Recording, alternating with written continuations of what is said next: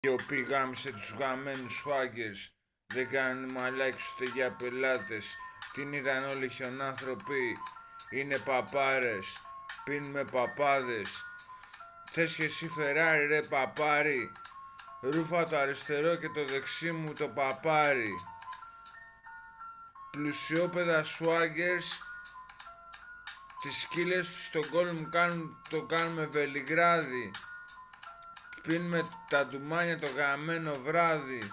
Κυκλοφορούμε έξω σαν τους αλήτες. Παίζουν ασφαλίτες. Παίζουνε πουτάνες που δίνουνε λοκό για γαμμένα 5 ευρώ.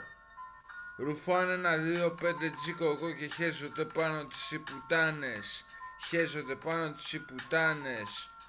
Εγώ έκοψα την καμένη καφετιά. Δεν βαρά πια γαμμένες χαρμάνες. Μπάφα στις σαλάνες. Μπάφα στις σαλάνες. Γάμισε τα βέρια. Πρέπει να έχεις πλάτες. Μπάτσολοι κουφάλες. Μπάτσολοι κουφάλες. Πάρε το εννιάρι. Θα βγούμε όξε όλοι για ληστεία. Μυαλά που τα έχει φάει γαμμένη απληστία. Η γαμμένη απληστία. Πουτάνες κάνουν την κυρία. Πουτάνες κάνουν την κυρία. Δεν πιστεύω σε καμιά θρησκεία. Δεν πιστεύω σε καμιά γαμμένη θρησκεία. Όλα είναι μουνιά ρε εσύ.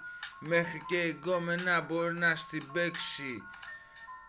Βάλε την τόπα στο γαμμένο το τραπέζι. Άμαν έρθουν οι τσέι, καβάτσουσε το ζύγι.